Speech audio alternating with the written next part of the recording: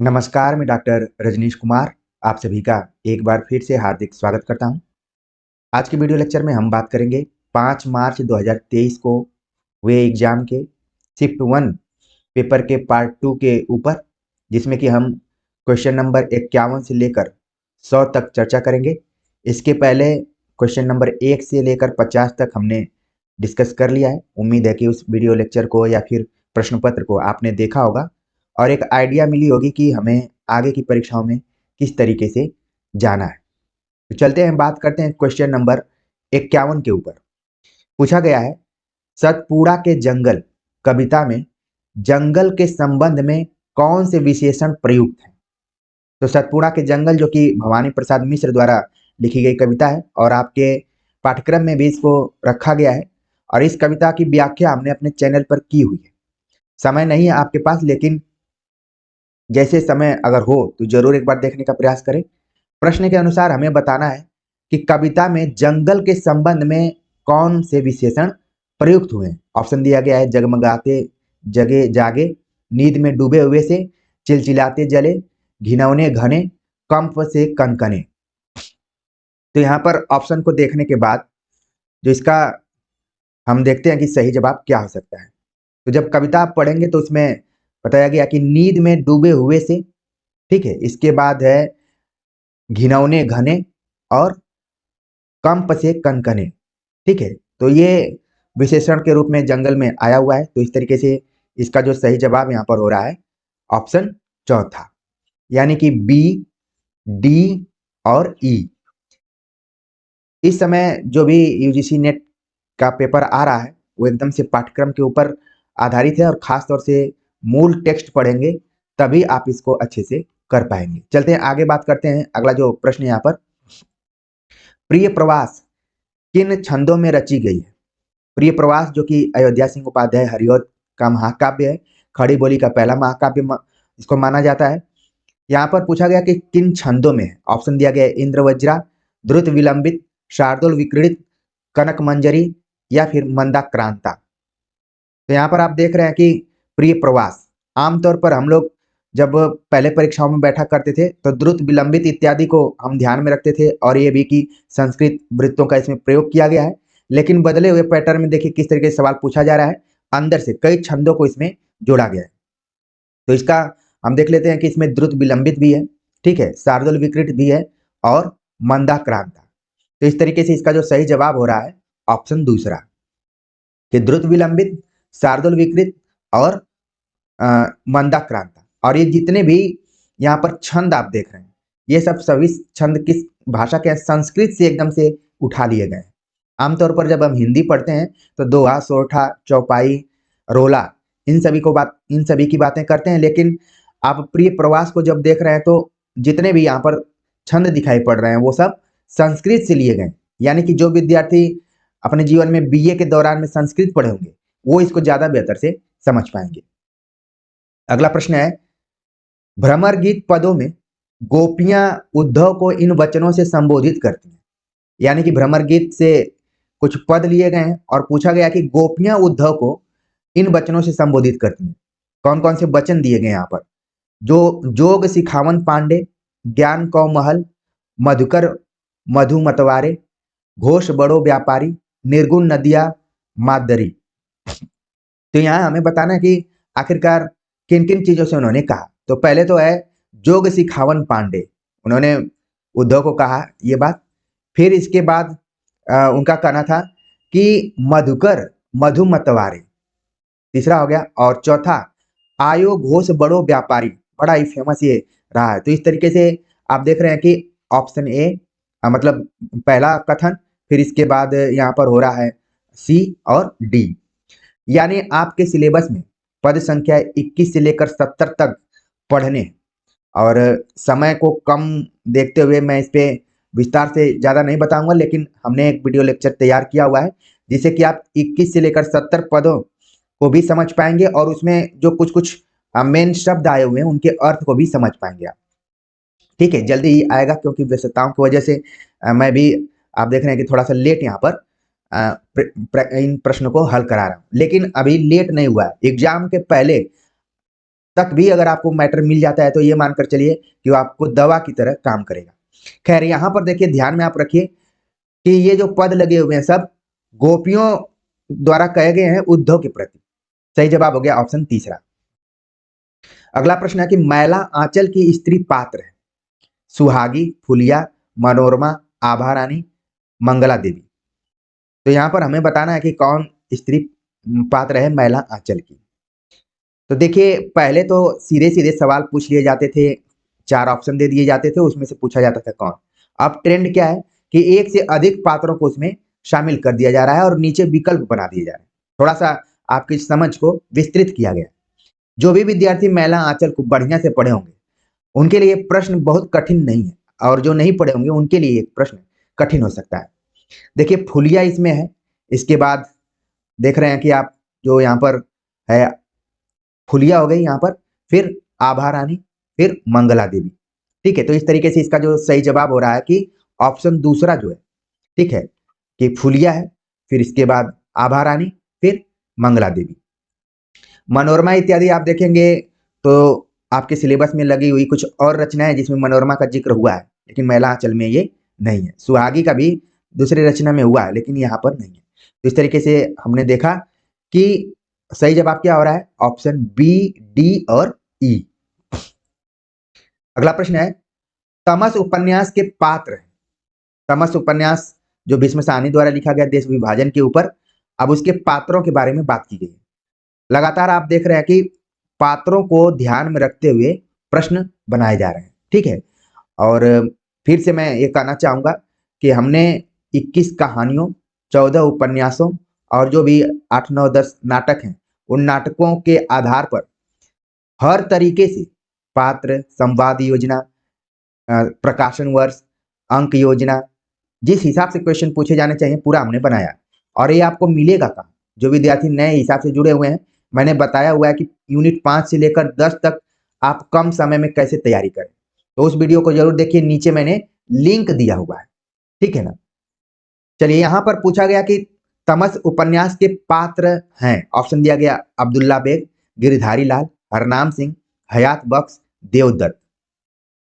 तो इसके हिसाब से आप देख रहे हैं कि पहला जो यहाँ पर है कि हरनाम सिंह है, ठीक है, हयात बख्श और देवदत्त। ठीक है, तो इसका जो सही जवाब हो गया यहाँ पर ऑप्शन तीसरा। तो इसको आपको ध्यान में रखना है कि हरनाम सिंह तमस उपन्यास में आता है, हयात बख्श और देवदत्त नाम से जो कैरेक्टर है वो इसके अंतर्गत है। तो सही जवाब क्या हो गया, ऑप्शन तीसरा। अगला प्रश्न है, मानस का हंस उपन्यास की रचना में अमृतलाल नागर ने निम्न पुस्तकों से सहयोग लिया है। तो जब मानस का हंस उपन्यास का आप की इसकी भूमिका पढ़ेंगे तो उसमें अमृतलाल नागर ने बताया हुआ है कि हमने कहाँ कहाँ से तथ्यों को लिया हुआ है। क्योंकि मानस का हंस भले उपन्यास है लेकिन जीवनी परक उपन्यास है। एक चीज आपको ध्यान में रखना पड़ेगा कि तुलसीदास की जीवनी को लेकर बहुत प्रामाणिक किताबें नहीं मिलती हैं। उसी के प्रयास में अमृतलाल नागर ने इस किताब को लिखा हुआ है, इसे उपन्यास को कहूँ तो। कौन कौन सी किताबों का इन्होंने सहयोग लिया हम देखते हैं। तुलसी का काव्य मीमांसा, तुलसी आधुनिक वातायन से, लोकवादी तुलसी, काशी का इतिहास, अकबर। तो यहाँ पर जो सही ऑप्शन दिखाई पड़ रहा है कि तुलसी काव्य मीमांसा, ठीक है, काशी का इतिहास और अकबर जैसी किताबों का इन्होंने सहयोग लिया हुआ है। तो ए, डी और ई ऑप्शन यहाँ पर जो चौथा दिया गया है वो सही जवाब है। बाकी आप देख रहे हैं यहाँ पर लोकवादी तुलसी दिया गया है, तो ये विश्वनाथ त्रिपाठी द्वारा लिखा गया है। तुलसी आधुनिक वातायन, ये भी आधुनिक काल के आलोचक है उनके द्वारा लिखा गया है। ठीक है ना। लेकिन हमें ध्यान में रखना है यहाँ पर कि जो जिन किताबों का उल्लेख अमृतलाल नागर ने अपने मानस का हंस में किया है वो कौन कौन सी किताबें हैं। अगला प्रश्न है, तीसरी कसम कहानी के पात्र। तीसरी कसम, मारे गए गुलफाम इसका उपनाम है और रेणु की बहुत ही बेहतरीन कहानी। कहानी के पात्रों के बारे में हमें बताना है। ऑप्शन दिया गया है लाल मोहर, पलट दास, महेश्वर, धुनीराम, बेगू पटवारी। अब इसमें से हमें बताना है कि आखिरकार तीसरी कसम के कहानी जो पात्र हैं वो कौन कौन से हैं। ठीक है, तो जब हम मिलान करेंगे देख रहे हैं आप कि लाल मोहर का उसमें जिक्र किया गया है। ठीक है, इसके बाद जो नाम आता है वो है पलट दास, ये भी नाम आता है इसमें। फिर है धुन्नी राम, यहाँ पर जो महेश्वर नाम दिया है या फिर बेगू पटवारी, ये सब इस कहानी के पात्र नहीं है। इसलिए सही जवाब इसका क्या हो रहा है, ए, बी और डी। तो हम देखते हैं ए, बी, डी कहां पर दिया गया है। तो यहाँ पर तीसरा ऑप्शन क्या हो रहा है, सही हो रहा है। महेश्वर का जिक्र आप जब गैंग्रीन पढ़ेंगे तो वहां पर दिखाई पड़ता है। ठीक है, तो हो सकता है कि इससे आगे चलकर कुछ क्वेश्चन हमें दिखाई पड़े। खैर, प्रश्नों को हल करते हुए एक चीज दिमाग में जरूर रखना है कि अब हमें कहानी को पूरा पढ़कर जाना है और एक एक पात्र, चाहे वो प्रमुख पात्र हो चाहे गौण पात्र हो, दोनों को ध्यान में रखना है। गौण को तो और ध्यान में रखना है क्योंकि मे भी इनसे सवाल पूछ दिया जाए। प्रमुख पात्रों को तो हम अच्छे से जान पाएंगे। जैसे आप तीसरी कसम देख रहे हैं तो हीरामन और हीराबाई का नाम इसमें नहीं दिया गया है। हीरामन हीराबाई को तो सभी लोग जानते हैं, लेकिन लाल मोहर हो गए, पलट दास है, धुन्नी राम, शायद इन पे हमारी नजर कम जाती है। चलते हैं आगे बात करते हैं। अगला जो प्रश्न है, गैंग्रीन की चर्चा मैं कर रहा था और आ भी गई यहाँ पर। गैंग्रीन कहानी के संदर्भ में विचार कीजिए। पेपर को आप देखिए, पहले तो पात्रों को ध्यान में रखा गया, अब विषय वस्तु को ध्यान में रखकर सवाल पूछे जा रहे हैं।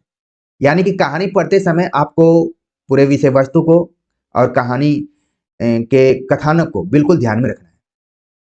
पूछा गया कि गैंग्रीन कहानी के संदर्भ में विचार कीजिए। इस कहानी में पिता पुत्र के संघर्ष का चित्रण किया गया है। इस कहानी में अज्ञेय को निम्न मध्यवर्गीय जीवन की विषमताओं को चित्रित करने में सफलता मिली है। इस कहानी में अज्ञेय ने दाम्पत्य जीवन की सारहीनता और एक रसता को चित्रित किया है। इस कहानी में पुनर्दीप्ति शैली का प्रयोग किया गया है। गैंग्रीन के रोगियों के अक्सर पैर काटे जाने की सूचना जीवन की त्रासदी को अभिव्यक्त करती है। अब हमें बताना है कि इसमें आखिरकार क्या सही है। ठीक है, तो इसका जो यहाँ पर ऑप्शन हमें दिखाई पड़ रहा है कि अज्ञेय ने इस कहानी में निम्न मध्यवर्गीय जीवन की विषमताओं को चित्रित करने का प्रयास किया है। इसके बाद अज्ञेय का जो प्रयास रहा है कि दाम्पत्य जीवन में जो सारहीनता और एक रास्ता आ गई, एक घंटे की तरह पूरा जीवन चल रहा है, टन टन उसी के हिसाब से जो वहां पर मालती है, महेश्वर और टीटी है, इन लोगों का जीवन चल रहा है। तो इसको भी उन्होंने दिखाने का प्रयास किया है। और साथ में आप देख रहे हैं कि इसमें जो ई ऑप्शन है कि गैंग्रीन के रोगियों के अक्सर पैर काटे जाने की जो सूचना दी जाती है जीवन की त्रासदी को अभिव्यक्त करती है। तो इस तरीके से हम देख रहे हैं कि ए, बी, सी और ई। तो इसका जो सही जवाब यहाँ पर हो रहा है ऑप्शन दूसरा। ठीक है, तो गैंग्रीन कहानी, जिसको कि हम दूसरे नाम से रोज भी जानते हैं, रोज कहानी को भी गैंग्रीन कहा जाता है और प्रश्न में बता भी दिया गया कि किसकी कहानी है। अगला प्रश्न है, आषाढ़ का एक दिन में नाटक में मल्लिका के कथन कौन कौन से हैं। आषाढ़ का एक दिन बहुत ही बेहतरीन नाटक मोहन राकेश द्वारा लिखा गया। इसमें जो मल्लिका पात्र है उसके कुछ कथन को लिए गए। जब आप आषाढ़ का एक दिन पढ़ेंगे तो मल्लिका, इसकी माता अंबिका, विलोम और कालिदास के कथन काफी इंपॉर्टेंट हैं, प्राय परीक्षाओं में पूछे जाते हैं। मल्लिका के कथन कौन कौन से हैं, पढ़ते हैं हम। इस सौंदर्य के सामने जीवन की सब सुविधाएं हे हैं।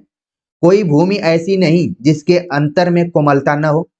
आज तक का जीवन किसी तरह बीता ही है, आगे का भी बीत जाएगा। यह अवसर देखने के लिए ही तो मैंने आज तक का जीवन जिया है।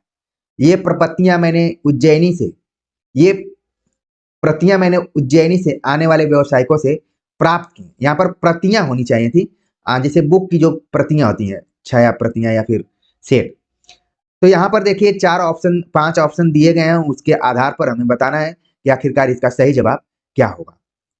तो पहला तो है कि कोई भूमि ऐसी नहीं जिसके अंतर में कोमलता न हो। ये कथन यहाँ पर मल्लिका का।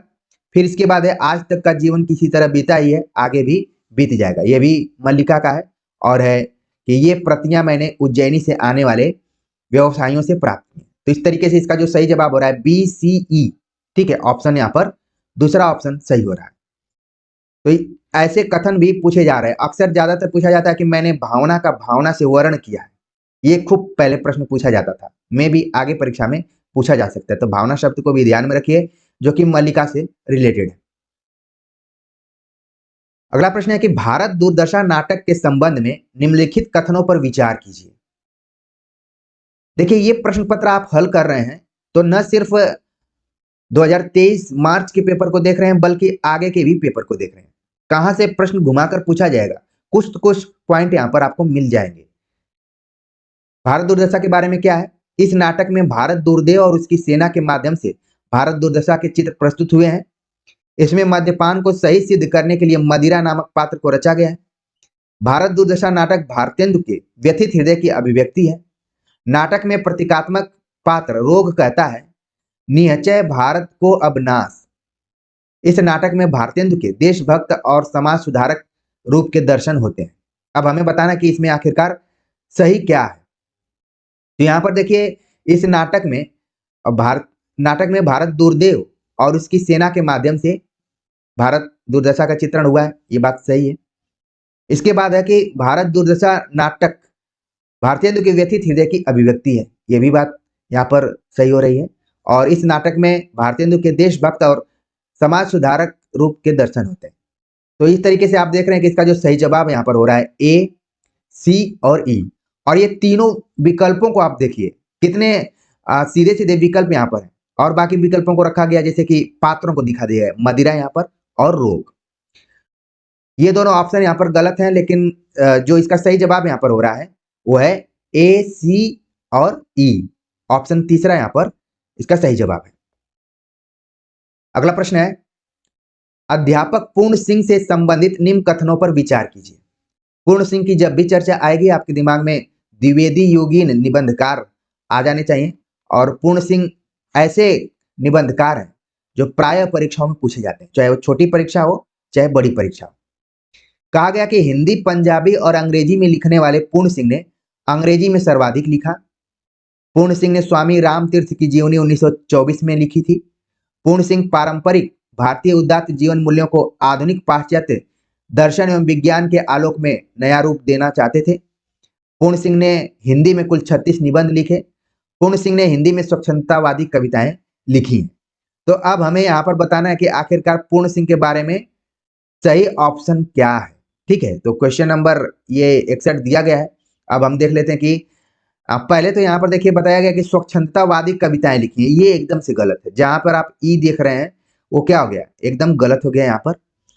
फिर इसके बाद कहा गया कि पूर्ण सिंह ने 36 निबंध लिखे, ये तो बिल्कुल गलत है। उनके 6 निबंध किताबों में दिखाई पड़ते हैं कि 6 निबंध इन्होंने लिखा। तो डी और ई तो अपने आप क्या हो गया, कैंसिल हो गया। तो आप देख रहे हैं कि पूरे ऑप्शन यहाँ पर कैंसिल। अब बच रहा है एक, वही ऑप्शन क्या हो गया कि इन्होंने हिंदी, पंजाबी और अंग्रेजी में लिखने वाले, इनको हम लोग जानते हैं लेकिन अंग्रेजी में सबसे ज्यादा लिखा। राम तीर्थ की जीवनी लिखा है। मान लीजिए आगे पूछा जा सकता है कि राम तीर्थ की जीवनी किसने लिखा है। एक दिन मैंने कम्युनिटी सेक्शन में एक सवाल पूछा था जिसका उत्तर भी राम तीर्थ था। ठीक है, तो 1924 में लिखा पूर्ण सिंह ने। और बताया गया कि पूर्ण सिंह पारंपरिक भारतीय उदात्त जीवन मूल्यों को आधुनिक पाश्चात्य दर्शन विज्ञान के दृष्टिकोण से नए रूप में देखना चाहते थे। तो इस तरीके से आप देख रहे हैं कि ए, बी, सी ये तीनों ऑप्शन क्या हो गए, यहाँ पर सही हो गए। पहला ऑप्शन सही हो गया। आगे बात करते हैं, अगला जो प्रश्न है शिव शंभू के चिट्ठे से संबंधित है। शिव शंभू के चिट्ठे जो कि बाल मुकुंद गुप्त द्वारा लिखा गया है। आपके सिलेबस में, यूजीसी नेट के सिलेबस में बालकृष्ण भट्ट दे दिया गया जो कि गलत है। ठीक है, तो शिव शंभू के चिट्ठे, तो इसमें ज्यादातर आप जानते हैं कि लॉर्ड कर्जन की चर्चा बार बार होती है और इसको हम व्यंग्यात्मक रूप में जानते हैं। तो यहाँ पर पूछा गया कि शिव शंभू शर्मा एक कल्पित चरित्र है। श्रीमान का स्वागत में शिव शंभू लॉर्ड मिंटो के बारे में लिखते हैं। इन निबंधों में व्यंग विनोद भाव का बड़ी सहजता से प्रयोग करते हैं। बनाम लॉर्ड कर्जन नामक चिट्ठे का प्रकाशन सन 1901 है। शिव शंभू अपने को वायसराय के समक्ष गूंगी प्रजा का एक वकील मानता है। तो हमें बताना है इसमें सही जवाब इसका क्या होगा। ठीक है, तो देखिए यहाँ पर क्या है, शिव शंभू शर्मा एक कल्पित चरित्र के रूप में इस शिव शंभू के चिट्ठे में आए हुए। ठीक, तो ये ऑप्शन क्या हो गया, यहाँ पर जो कथन है ये सही हो रहा है। फिर इसके बाद है कि इसमें व्यंग का बड़ी सहजता से प्रयोग किया गया, सी हो गया। और फिर कहा गया कि शिव शंभू अपने को वायसराय के समक्ष गूंगी प्रजा का एक वकील मानता है। तो इस तरीके से इसका जो सही जवाब हो रहा है वो है ए, सी और ई। ऑप्शन दूसरा यहाँ पर सही हो रहा है। ठीक है, बाकी यहाँ पर बताया गया कि चिट्ठे का प्रकाशन 1901 में हुआ है, ये गलत हो गया।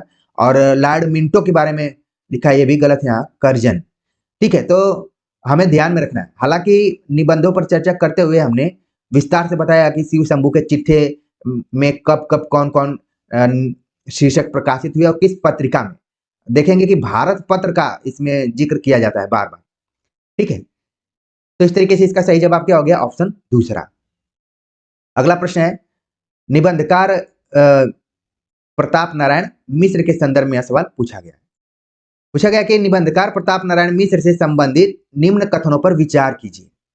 प्रताप नारायण मिश्र को हिंदी का एडिशन कहा जाता है।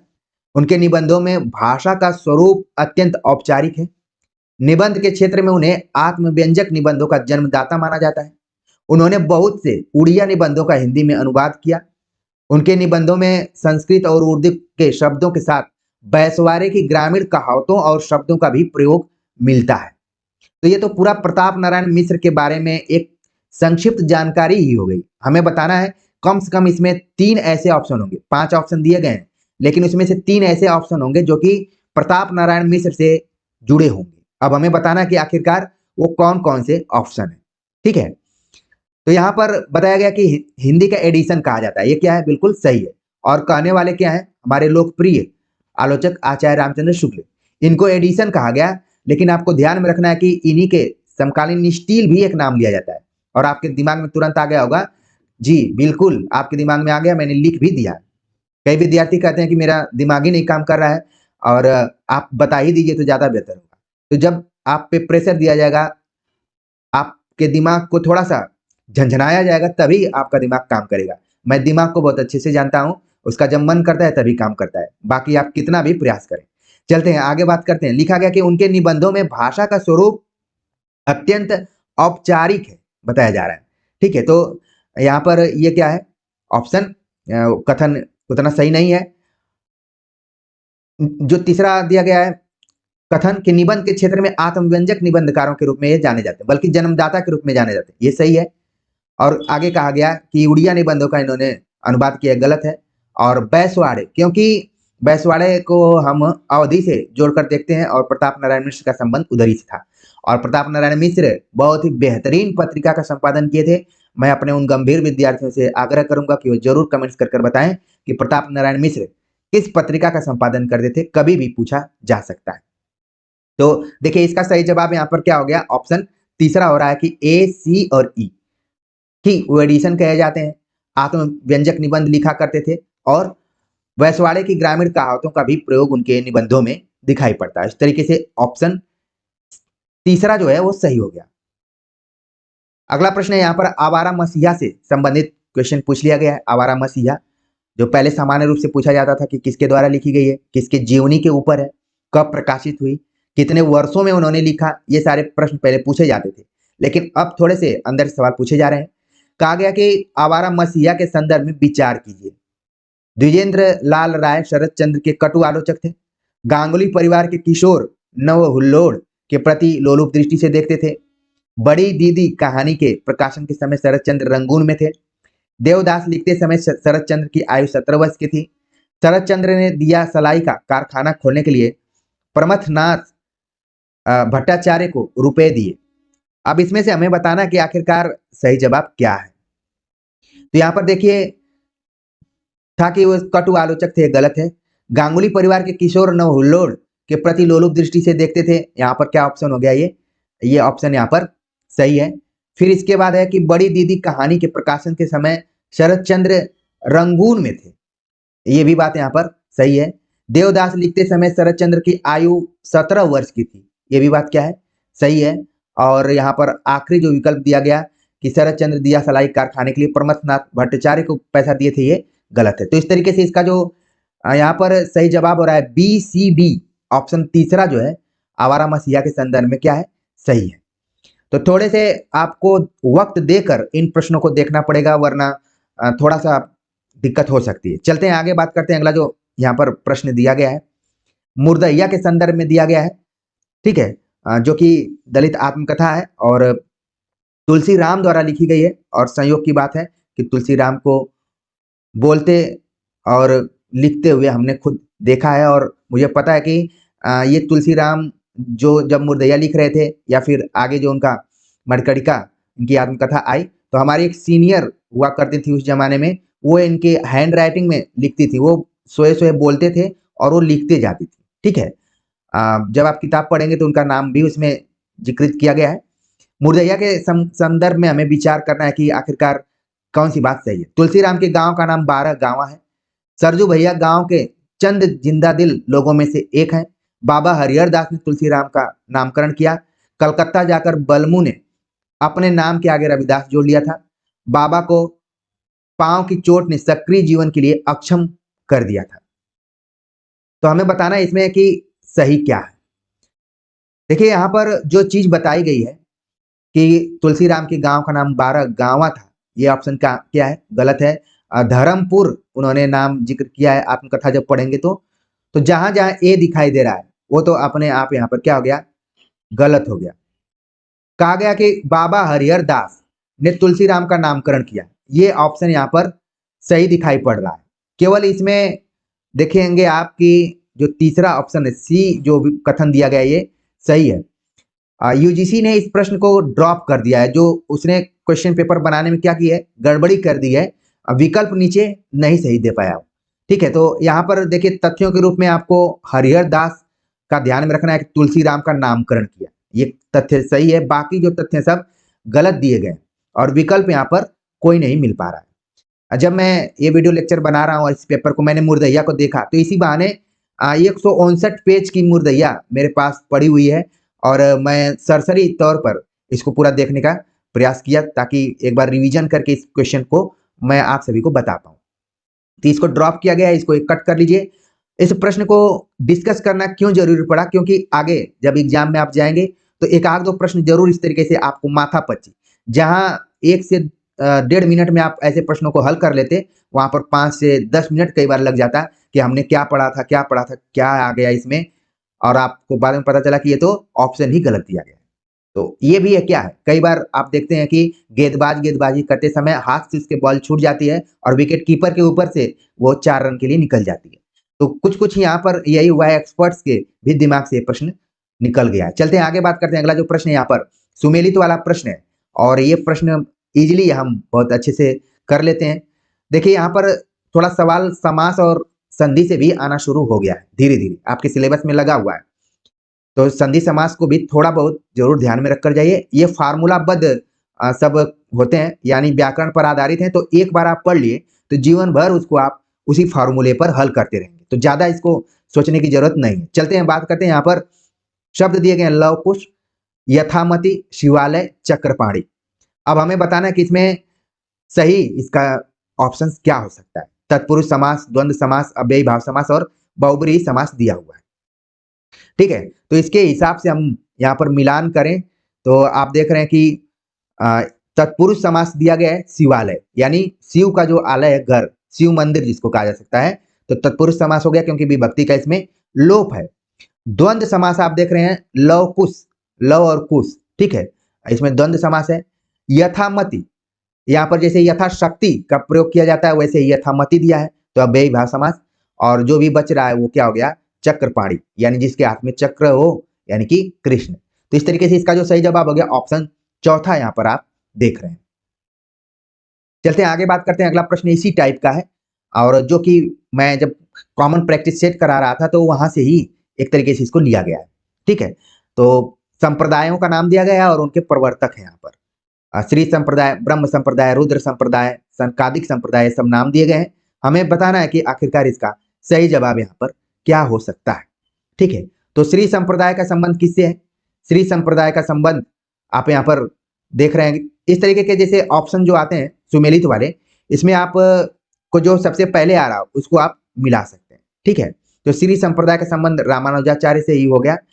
ब्रह्म संप्रदाय यहाँ पर दिया गया है, ब्रह्म संप्रदाय का संबंध किससे हो रहा है? ब्रह्म संप्रदाय का संबंध हो रहा है मध्वाचार्य से।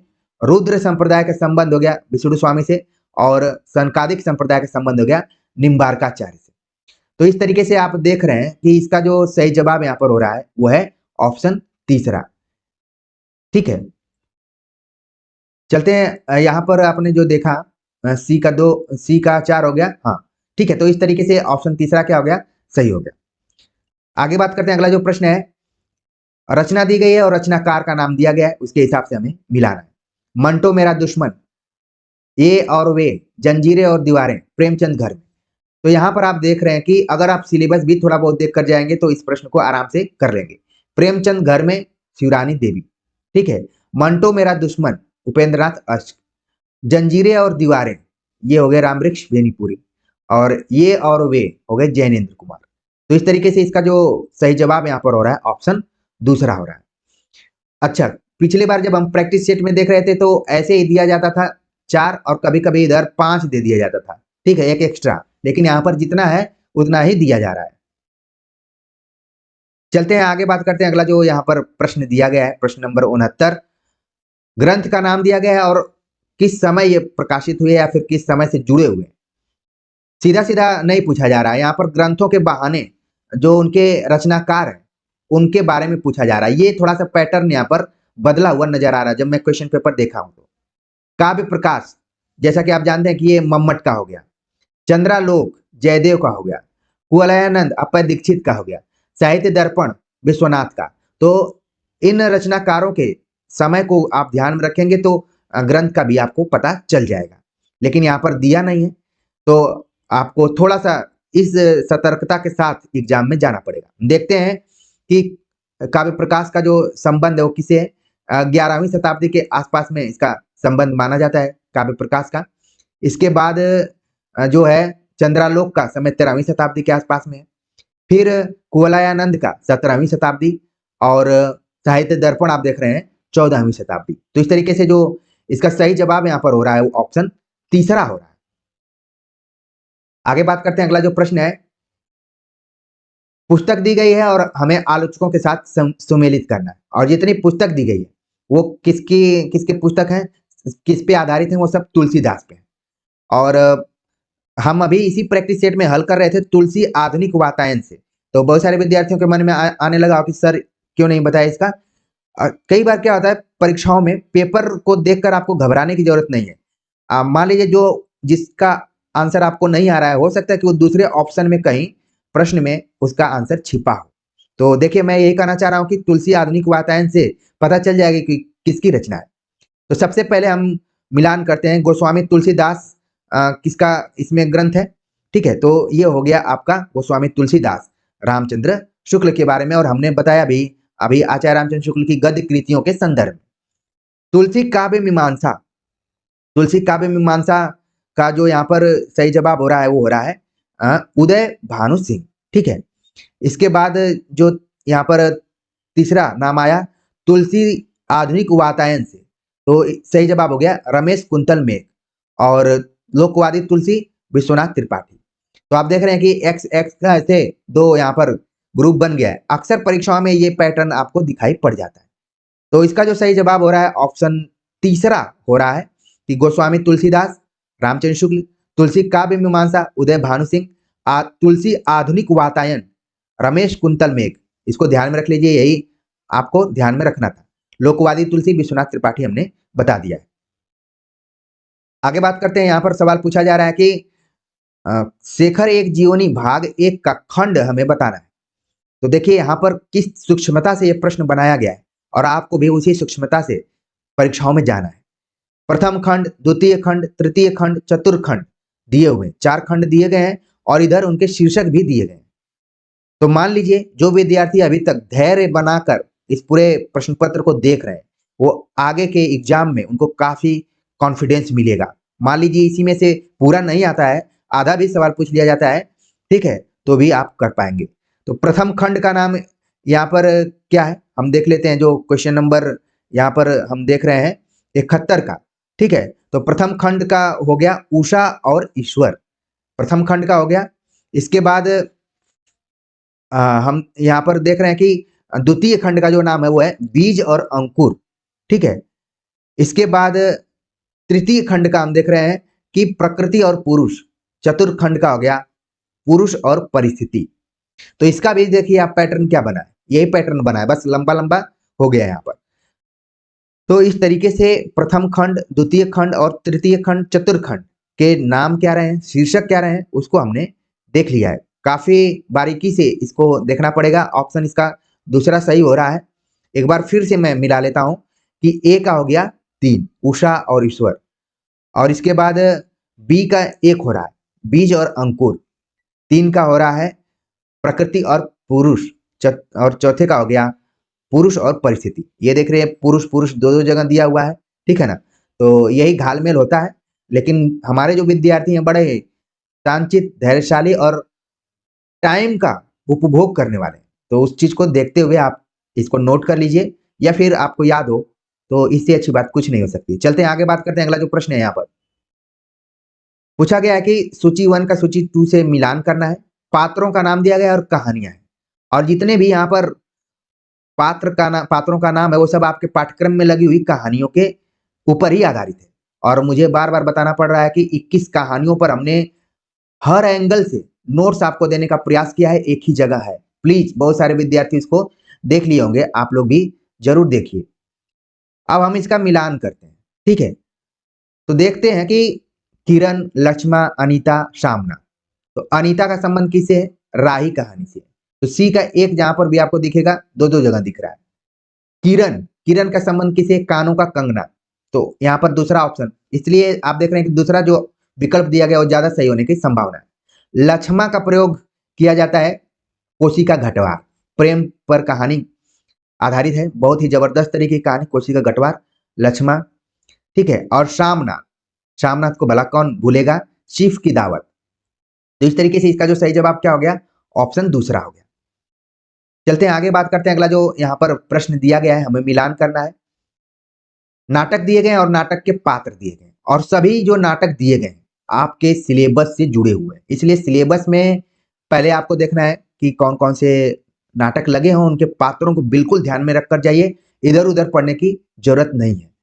तो देखिए, हम इसको अगर मिलान करते हैं तो इसका जो यहाँ पर नाम दिया गया मुन्नी, राम, जयमाला, लीला, तो ये ऐसे पात्र आपको दिखाई पड़ रहे हैं जो कि गौण पात्रों में रखे जा सकते हैं, जिन पर कि हमारा कम ध्यान जाता है, ठीक है ना। तो इस प्रैक्टिस सेट के बाद, इस प्रश्न पत्र के बाद आप गौण पात्रों को जरूर एग्जाम के पहले एक बार ध्यान में रखकर जाएंगे।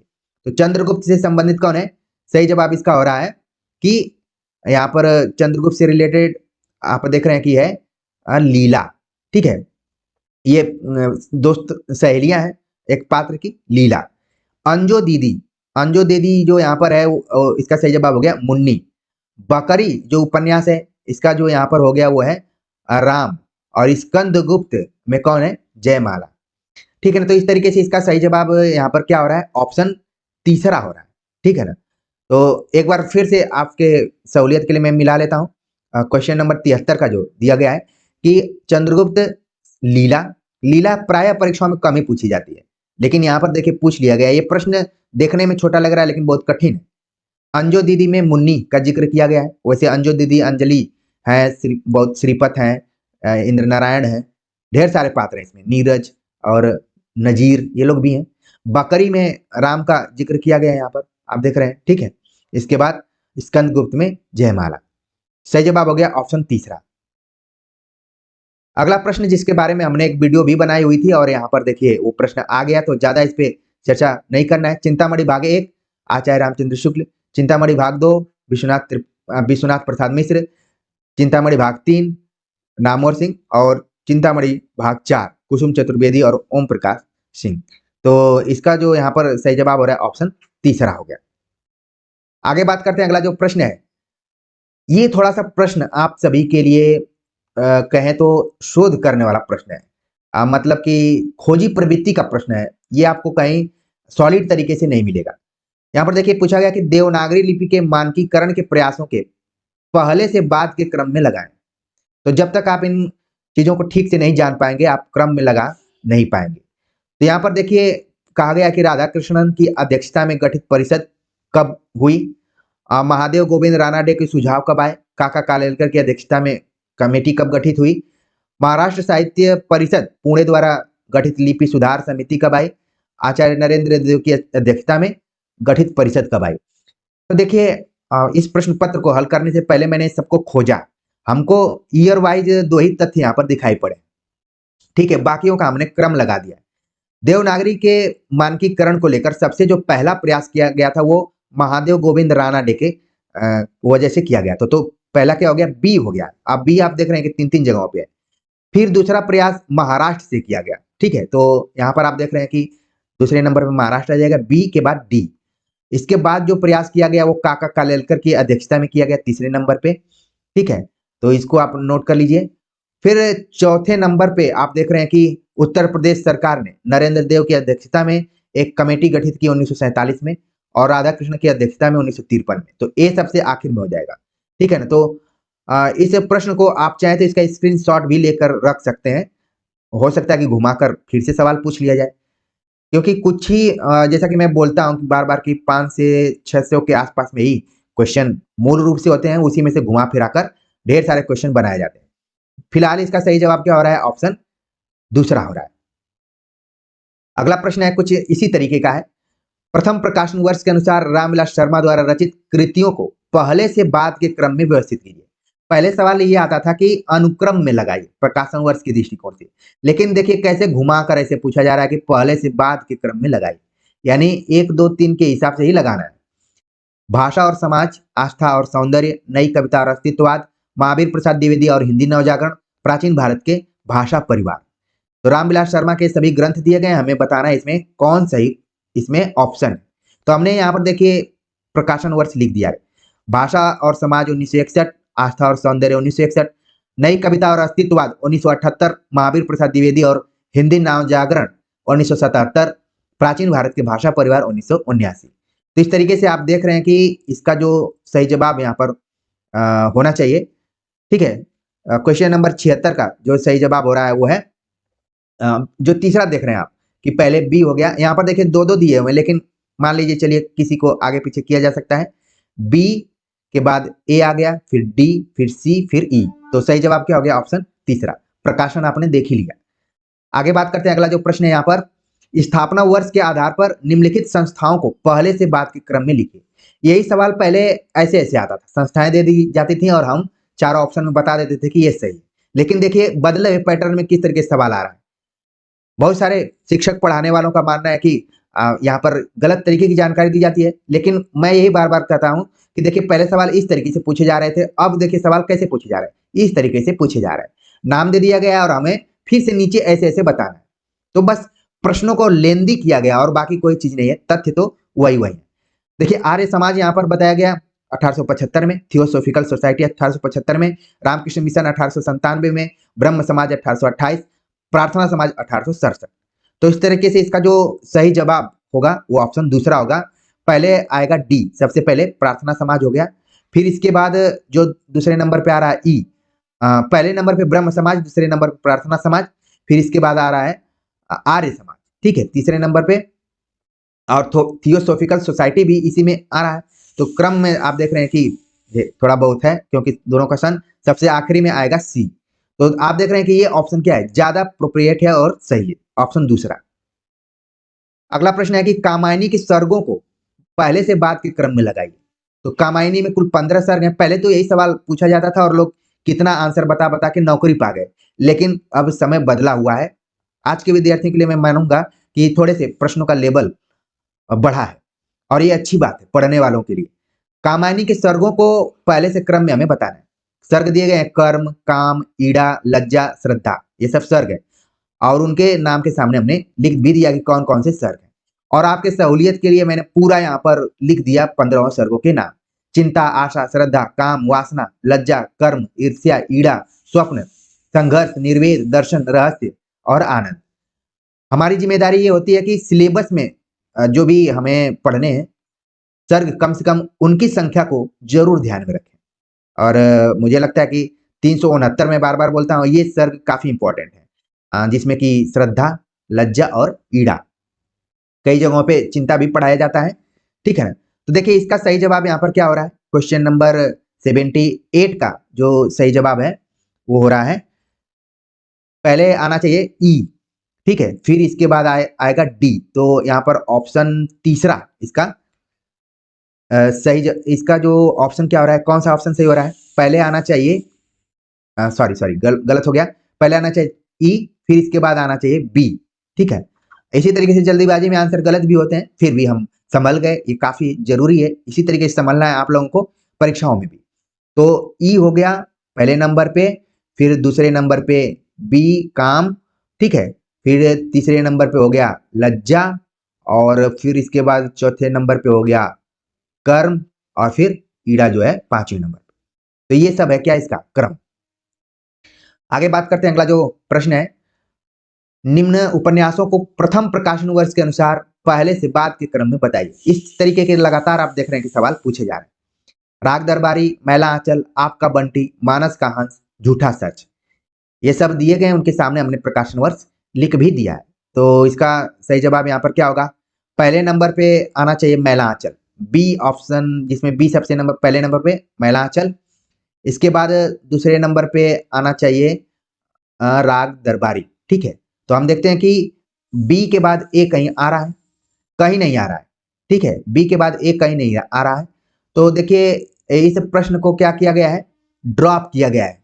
ठीक है, यूजीसी द्वारा इस प्रश्न को ड्रॉप कर दिया गया है या हटा दिया गया है, लेकिन हमें तो इसको सीरियसली लेना पड़ेगा, और हमने यहाँ पर प्रकाशन वर्ष के दृष्टिकोण से पूरा लिख दिया है कि कौन कौन से उपन्यास कब प्रकाशित हुए, ताकि उपन्यासों के क्रम में तो कोई गलती नहीं है, यहां से गलती हो रही है।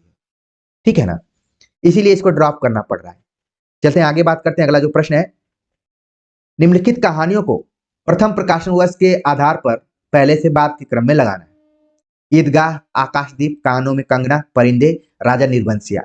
और आप देख रहे हैं कि जितनी भी कहानियां यहाँ पर दी गई हैं सभी आपके सिलेबस में लगी हुई हैं, और हमने फिर से 21 कहानियों को बड़ा ही मेहनत से बनाया हुआ था। कम समय में आप अधिक लाभ उठा सकते हैं, अधिक मार्क्स हासिल कर सकते हैं। जरूर देखिए, प्लीज आप लोगों से करबद्ध निवेदन है।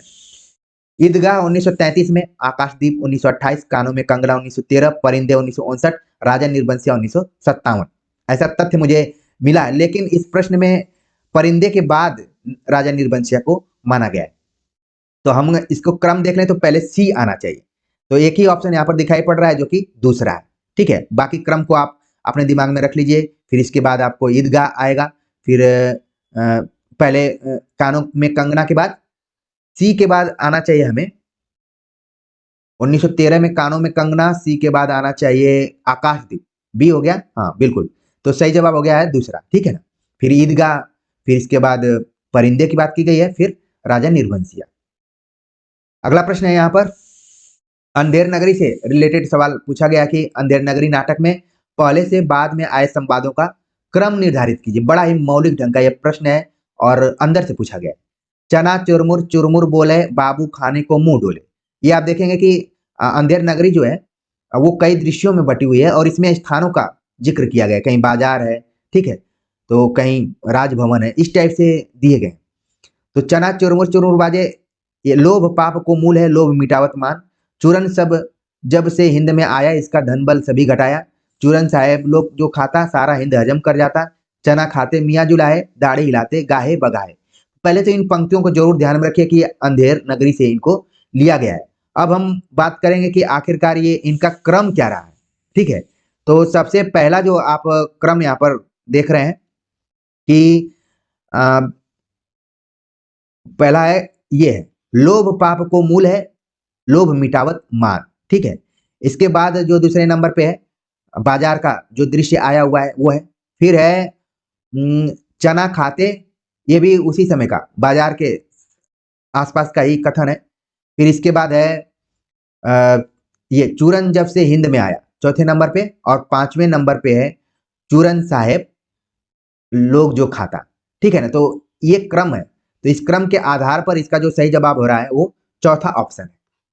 ये किन किन अंकों में है और किन किन दृश्यों में, इनको ध्यान रखना चाहिए। और मुझे समय मिलेगा तो अंधेर नगरी पढ़ने में बहुत छोटा ही है, मैं जब अंधेर नगरी को देख रहा था तो मेरे दिमाग में आया कि इन पंक्तियों के बारे में तो संवादों के बारे में मैं बताऊं ही, साथ में उसमें कुछ शब्द दिए हुए काफी इंपॉर्टेंट है, उनके अर्थ जरूरी है। मैं सोच रहा था कि अर्थ श्रृंखला को भी थोड़ा मैं जारी रखूं, लेकिन वक्त इजाजत बहुत ज्यादा नहीं दे पा रहा है, और मैं चाह रहा हूं कि आप लोग थोड़ा सा रिलैक्स मोड में भी रहें, ये ना कि परेशान रहें। लेकिन परीक्षा के आखिरी वक्त तक हमें पढ़ते ही रहना चाहिए, पीछे या फिर लापरवाही नहीं बरतना चाहिए। चलते हैं क्वेश्चन नंबर, आगे बात करते हैं। अब स्थापना और तर्क पर रिलेटेड क्वेश्चन आ गए। बोला गया कि भौगोलिक परिवेश का भाषा के मानकीकरण की प्रक्रिया में महत्वपूर्ण योगदान रहता है। भाषा मूलतः सामाजिक उत्पाद है। सामाजिक परिवेश किसी भाषा के मानकीकरण की प्रक्रिया को गति प्रदान करने वाला सबसे सबल कारण। तो यहाँ भाषा से संबंधित आ गया कि भाषा का मानकीकरण बहुत कुछ क्षेत्र या भूगोल के आधार पर निर्भर करता है, और कहा गया कि भाषा क्या है, सामाजिक उत्पाद है। ठीक है, तो इस तरीके से देखा जाए तो इसका सही जवाब हो जा रहा है भाई कि दोनों सही है और आर और ए की सही व्याख्या है। तो इसको आप बिल्कुल ध्यान में रखिए कि ये दोनों पॉजिटिव यहाँ पर स्थापना और कथन दिए गए। दूसरा प्रश्न है कि बघेली बोली को अन्य दो नामों लरिया और खलटाई भी है। डॉक्टर उदय नारायण तिवारी के अनुसार अवधी, बघेली और छत्तीसगढ़ी में बहुत कम अंतर है। उदय नारायण तिवारी की एक बहुत ही बेहतरीन किताब है हिंदी भाषा का उद्भव और विकास, प्रायः वो भी सवाल पूछा जाता है परीक्षाओं में। अब हमें बताना है इसके आधार पर क्या सत्य है क्या असत्य है। ठीक है, तो देखिए यहाँ पर बताया गया कि बघेली बोली के अन्य दो नाम लरिया और खलटाई बिल्कुल गलत है। ये सब छत्तीसगढ़ी से जुड़ी हुई हैं। हालांकि बघेली छत्तीसगढ़ी और अवधी दोनों एक ही अपभ्रंश से निकली हुई हैं। कौन सी अपभ्रंश है आपके मन में आ गया होगा, मैं नहीं बताऊंगा इस बार। डॉक्टर उदय नारायण तिवारी के बारे में बताया जा रहा है कि इन्होंने कहा कि अवधी, बघेली और छत्तीसगढ़ी में बहुत कम अंतर है। ये बात क्या है, सही है। तो आप देख रहे हैं कि कथन एक गलत है और दो क्या है, सही है। सही जवाब हो गया ऑप्शन चौथा। अगला प्रश्न है कि गांधी जी के सभी धार्मिक विचार उनके निजी अनुभवों से निकले थे, इसीलिए उनकी भाषा में वही वैधता और सच्चाई मिलती है जो उपनिषदों में दिखाई देती है, जो बुद्ध और ईसा तथा परमहंस रामकृष्ण के उद्गारों से भरी हुई है। ये बताना कि सही है कि गलत है। और कारण बताया जा रहा है कि गांधी जी ने धार्मिक सत्यों को खोजा नहीं, अपने जीवन में उनकी अनुभूति की थी। तो इसका जो यहाँ पर सही जवाब हो रहा है वो है यहाँ पर क्वेश्चन नंबर, ये कौन सा है, 84 है। 84 का जो सही जवाब हो रहा है वो कि ऊपर जो बताया गया कि धार्मिक विचार उनके निजी अनुभवों से निकले, इनकी भाषा वही वैदिकता और सच्चाई मिलती है जो उपनिषदों में दिखाई देती है, उद्गारों से भरी हुई है। यहाँ पर ये कथन क्या हो रहा है, ठीक है, तो इसका जो यहाँ पर सही जवाब है ऑप्शन पहला कि दोनों बातें क्या है, सही है। ठीक है, चलते हैं आगे, बात करते हैं। अगला जो प्रश्न है कि नीचे दो दिए गए कथन आपका बंटी में विवाह की असफलता और तलाक की ट्रेजेडी के साथ त्रास को बेगुनाही बंटी सबसे अधिक भोगता है। पिता बंटी पिता के होते हुए भी बिना पिता का और मां के रहते बिना मां का हो गया है। अंततः उसे मिला भटकाव, असमंजस और अकेलापन। हमें बताना है इसमें कौन सा सही है। ठीक है, तो इसका जो यहाँ पर सही जवाब हो रहा है वो है, सही जवाब हो रहा है इसका पहला ऑप्शन इसका सही है कि दोनों बातें क्या है, सही है। इसमें विवाह की असफलता और तलाक की ट्रेजेडी को बताया गया है और उसमें पिच कौन रहा है, बंटी। और यहाँ तक देखा जा रहा है कि बंटी के पिता भी हैं, माता भी हैं, फिर भी वो उनका प्यार नहीं पा रहा है, भटक रहा है। ठीक है, ऊपर में हम थोड़ा देखते हैं क्वेश्चन नंबर जो दिया गया था 83, 83 का हमने आंसर क्या बताया हुआ है आपको, 83 का आंसर बता दिया था। ठीक है, चलिए आगे बात करते हैं। अगला जो प्रश्न यहाँ पर है, सिंदूर की होली नाटक में कुल 2 अंक हैं। नजीर, माहिर अली, चंद्रकला और कृष्णलाल इसके प्रमुख पात्र हैं। सिंदूर की होली नाटक की कथा प्रातः 9 बजे शुरू होती है और कथा की अंतिम घटना लगभग 10 बजे रात की बीत जाती है। इसमें हमें बताना है कि क्या सही है और क्या गलत है यहाँ पर। ठीक है, तो देखिए यहाँ पर जो बताया गया कि सिंदूर की होली नाटक किसका है, आपके मन में तो आ जाना चाहिए। लिखा गया 2 अंकों में। यहाँ पर पात्रों का जो नाम दिया गया कि नजीर है, माहिर अली है, ये क्या है, इसके वजह से ये कथन क्या हो रहा है, असत्य हो रहा है। और नीचे बताया गया कि कथा 9 बजे शुरू होती है और रात में 10 बजे तक चलती है, ये कथन क्या है, सत्य है। तो इस तरीके से इसका जो सही जवाब यहाँ पर हो रहा है ऑप्शन चौथा हो रहा है। नजीर इत्यादि आप देखेंगे अंजो दीदी नाटक में है, इसलिए आप थोड़ा सा याद आ गया हो कि हाँ मैंने उसमें पढ़ा हुआ था। अगला प्रश्न है, एक और द्रोणाचार्य नाटक के माध्यम से समकालीन शिक्षा की यथार्थ विसंगतियों एवं विद्रूपताओं को उजागर किया गया है। एक और द्रोणाचार्य नाटक वर्तमान शिक्षा व्यवस्था में व्याप्त भ्रष्टाचार, पक्षपात, शिक्षक समुदाय के पंगु, असहाय, बेबस और अपाहिज चरित्र को पौराणिक कथा के माध्यम से प्रस्तुत करता है। इसमें से हमें बताना है कि आखिरकार सही जवाब इसमें क्या हो सकता है। तो इसका सही जवाब है कि दोनों बातें क्या है, बिल्कुल सही है। अब देखिए इस प्रश्न को हल करने पहले स्थापना और तर्क पर रिलेटेड क्वेश्चन इधर उधर से पूछ लिए जाते थे, जिसको मैं अंड बंड भी कर सकता हूँ, कहीं से भी उठा लिया जाता था। लेकिन मैं अब देख रहा हूँ कि आपके सिलेबस से ही इन प्रश्नों को उठाया जा रहा है, ठीक है ना। तो ये बहुत अच्छी बात है। अगर एक दौड़ा चार शंकर शेष के नाटक को आप नहीं पढ़े होंगे तो भी उसकी विषय वस्तु क्या है उसको अच्छे से जान पाएंगे। हालांकि मैंने नाटकों पर विचार किया है, जितने भी नाटक लगे हुए हैं सबको विषय वस्तु के दृष्टिकोण से, पात्र योजना, अंक योजना, प्रकाशन वर्ष, सबके दृष्टिकोण से पढ़ाया हुआ है। प्लीज आप देखिए, और मैं गुजारिश करूंगा कि मोबाइल को ऐसे न करके इस मोड में आप रखकर जरूर देखिए। अगला प्रश्न है, नीचे उसी तरीके से कथन दिए गए हैं। शिव शंभू के चिट्ठे तथा दुबे जी का चिट्ठा की परंपरा में विश्वनाथ विद्या निवास मिश्र ने भ्रमरानंद उपनाम से सरस्वती संपादक श्री नारायण चतुर्वेदी को चिट्ठियां लिखी हैं। ललित निबंध की विविध शैलियां विद्यानिवास मिश्र के हाथों में जीवंत हुई। तो यहाँ पर देखिए दो तीन तथ्यों के बारे में बताया जा रहा है। एक तो बताया जा रहा है कि शिव शंभू के चिट्ठे जिस तरीके से बाल मुकुंद गुप्त ने लिखा, दुबे जी की का चिट्ठा जिस तरीके से लिखा गया, उसी परंपरा में विद्यानिवास मिश्र ने भ्रमरानंद उपनाम से सरस्वती के संपादक, आमतौर पर सरस्वती के संपादक महावीर प्रसाद द्विवेदी को हम लोग याद कर लेते हैं, लेकिन श्री नारायण चतुर्वेदी भी थे, ठीक है। उनको चिट्ठियां लिखी विद्यानिवास मिश्र भ्रमरानंद के नाम से। तो क्या ये कथन सही है, हमें बताना है, ठीक है। तो देखिए ये तो सही है, लेकिन जो नीचे दिया गया है कि ललित निबंध की विविध शैलियां विद्यानिवास मिश्र के हाथों जीवंत हुई, ये गलत है। आप देखेंगे जीवंत करने की शुरुआत किया था हजारी प्रसाद द्विवेदी ने। तो इस तरीके से इसका सही जवाब क्या हो गया, ऑप्शन दूसरा हो गया। अगला प्रश्न है कि यात्राएं यहां पर जितनी बाहर की जाती हैं उतने ही अंदर की ओर। यात्रा संस्मरण टूरिस्ट गाइड का स्थान लेने के लिए नहीं लिखे और पढ़े जाते। ऐसी पुस्तकों में प्रस्तुत ब्यौरा एक व्यक्ति की यात्रा का ब्यौरा है और वह यात्रा जितनी बाहरी होती है उतनी ही भीतरी। कथन को देखने से ऐसा लग रहा है कि ये सभी बातें अज्ञे द्वारा इस तरीके से कही गई हैं और हमें बताना कि इसमें आखिरकार सही क्या है, ठीक है। तो यहाँ पर क्या है, ऑप्शन पहला ही सही है। जो भी बातें यहाँ पर कही गई कि बाहर की ही नहीं अंदर की भी बात होती हैं, और टूरिस्ट गाइड जो होता है वो सिर्फ ना लिखने पढ़ने के लिए, बल्कि वो एक व्यक्ति का ब्यौरा होता है। यात्रा के माध्यम से हम उस व्यक्ति के बारे में भी जान जाते हैं। अगला प्रश्न यहाँ पर दिया गया है, निम्नलिखित निबंधों को कालक्रम के अनुसार व्यवस्थित करना है हमें यहाँ, ठीक है। तो हम देखते हैं कि इसका जो कालक्रम है को हमने नोट भी किया हुआ था, ठीक है।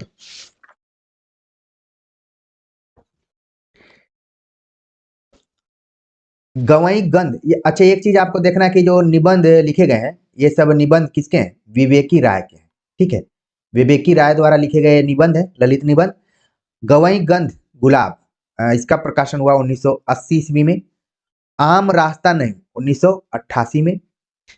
जीवन अज्ञात का गणित, ये मुझे नहीं मिल, जीवन अज्ञात का गणित 2004 में। उठ जाग मुसाफिर, इसका प्रकाशन हुआ 2012 में। तो इस तरीके से अगर हम देखें तो सबसे पहले आना चाहिए था ए बी, फिर इसके बाद सी, फिर डी। तो आप देख रहे हैं कि A B C D E अगर देखा जाए तो इसका जो सही जवाब है वो क्या होगा, पहला ऑप्शन यहाँ पर सही हो सकता है, ठीक है ना। ए बी सी डी यहाँ तक दिया हुआ है, लेकिन न जाने क्यों जो यूजीसी नेट है इसको इस प्रश्न को उसने ड्रॉप कर दिया है, ठीक है। फिलहाल हमें देखना है ये कि ये जो प्रश्न है ये प्रश्न विवेकी राय से जुड़ा हुआ है और इसको क्यों बाहर किया होगा हमने तो पूरा मिलान कर दिया यहाँ पर, ठीक है ना। तो अभी मेरे हिसाब से ई का मुझे प्रकाशन वर्ष नहीं मिला। मैं प्रयास में हूं कि अगर आप कमेंट करें इस प्रश्न को, थोड़ा सा आप लोग भी देखिए। हमने कोशिश की है, खोजा है, लेकिन मुझे मिला नहीं है, ठीक है ना। तो ए बी सी डी आप देख रहे हैं कि क्रम से है 1980, 88, 2004, 12। उठ जाग मुसाफिर आपके सिलेबस में भी लगा हुआ है, इसको थोड़ा सा आप देख लीजिएगा। आगे बात करते हैं, अगला जो प्रश्न है ये आप देख रहे हैं कि पैराग्राफ से है और पैराग्राफ से रिलेटेड लगभग 10 प्रश्न आपकी परीक्षा में आ रहे हैं। और मैं आप सभी से यही निवेदन करूंगा कि परीक्षा के पहले पैराग्राफ आधारित प्रश्नों को जरूर देखिए। इन प्रश्नों के साथ एक लापरवाही ये होती है कि लगता है कि हम परीक्षा हॉल में ही जाके इसको सॉल्व कर पाएंगे, और इसकी खूबसूरती या मैं इसकी कमी कह लूँ, वो जिस प्रश्न का आंसर आपको लगता है कि ये सही है, वो ही गलत हो जाता है। इसके लिए भी अभ्यास की जरूरत है। तो जरूर आप लंबे-लंबे जो पैराग्राफ वाले प्रश्न हैं, उनको देखिए। अगर मैं यहाँ पर इसको सॉल्व कराऊँगा तो हो सकता है कि बहुत टाइम लग जाए। अगर आप लोग कहेंगे तो मैं एक स्पेशली जो पिछले 2-3 साल के पेपर हैं, उनके पैराग्राफ वाले प्रश्नों को लेकर आऊँगा। ठीक है? तो मुझे लगा कि परीक्षाएँ नज़दीक हैं, और वर्तमान समय में जिस हिसाब से प्रश्न पूछे जा रहे हैं, उनको कैसे हम परखें और उसके हिसाब से आगे तैयारी करें। तो हमने इस प्रश्न पत्र को आपके सामने प्रस्तुत किया है। उम्मीद है कि सभी चीज़ें अच्छी लगी होंगी। कमेंट्स कर ज़रूर बताइएगा। आगे हम जून में जो एग्ज़ाम हुआ था, उसके पेपर को जल्दी ही सॉल्व कराने की कोशिश करेंगे। आप अपनी तैयारी करते रहिए।